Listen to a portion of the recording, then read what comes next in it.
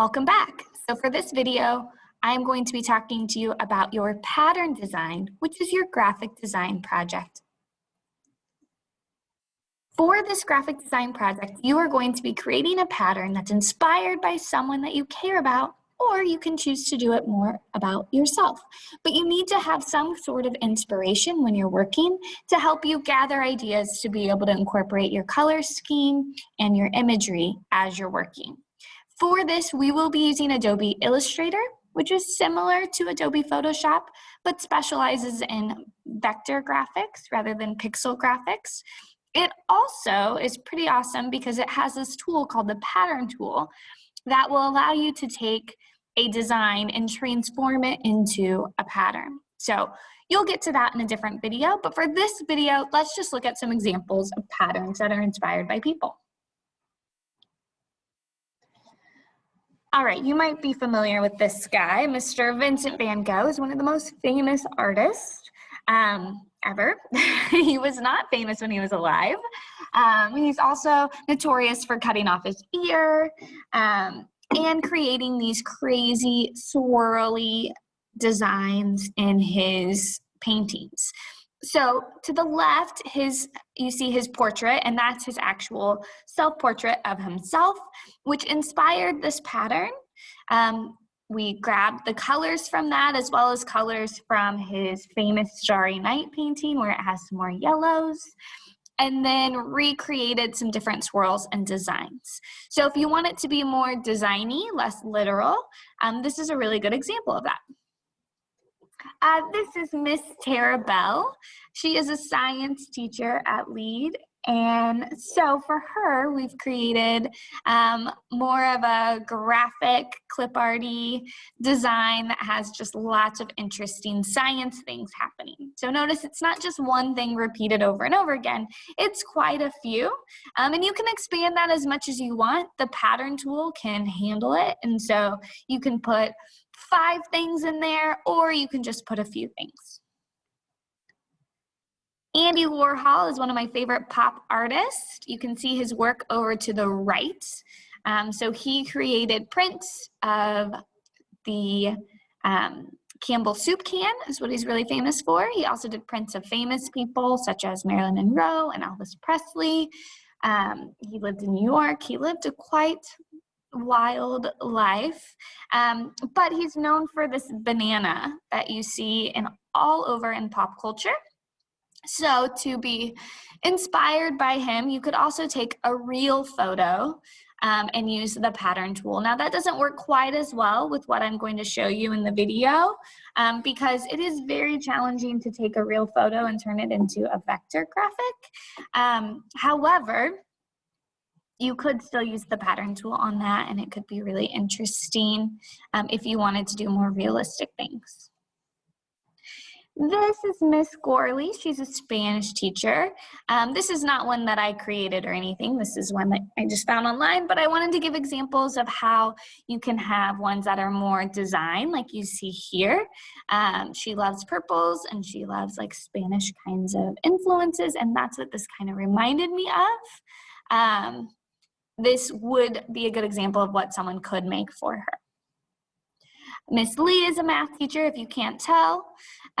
She actually probably would not love this because it's not super clean. It's kind of all over the place, and she's a pretty neat and tidy person as far as her work and what she creates. But I thought it was nice to see like a math example where you can do some layering with that. And so you could actually draw your own designs as well and then create layers.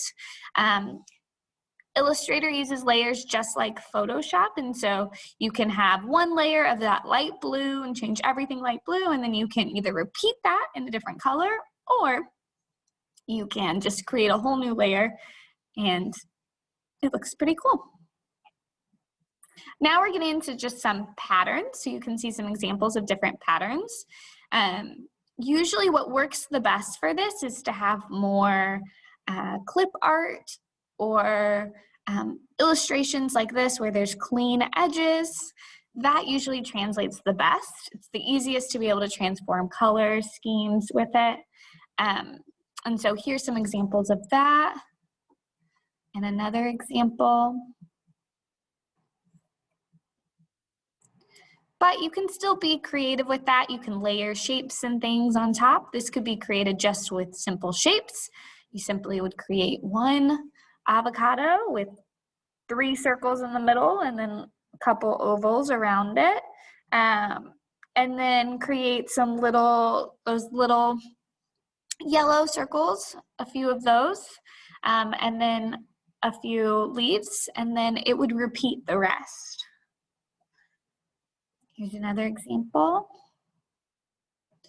It's interesting to try and find where the pattern is repeating. So if you look at this one, you can see this main focal point to me is this lighter pink flower, and then it has a couple of these other flowers that clearly were like copy and pasted and just kind of rearranged over here.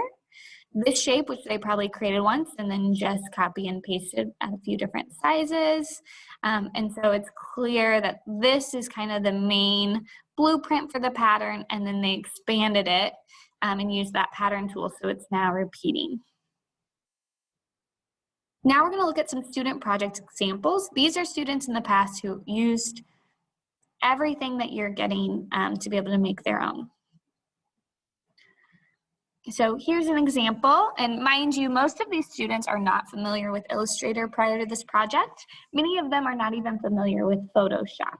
So you can see he has a clear color scheme. He's created these shapes himself, which you learn how to do that in some of your assignments. And then he has vectorized this turtle shape. I do not believe that he drew that. I believe he vectorized it and then altered it, and then used the pattern tool. Here's another one, altering these flowers, changing the colors. This was inspired by someone who's a hairdresser, and so pretty awesome. You can see you can still get quite a bit of detail even with the vector, but you also notice it doesn't look as realistic as, say, those actual photos of bananas are. And you can kind of play. So if you played with adding this hat, adding this oval behind it, adding this, the headphones. Here's another great example. Very clear color scheme, very vibrant, and then repeating some of these different shapes and things. Here's an example of really just repeating one main item, but the main item has been altered quite a bit and the colors have been altered, and they put it together to where the item almost like touches the next one, and so it all creates just like seamless pattern. Here they created like a little scene and altered it.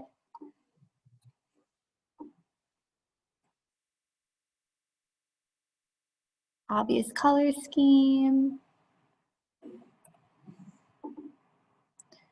So notice for most of these, because this is the first time they're doing it, usually there's like a main focal point, but then there's also some small things helping to kind of bring it all together.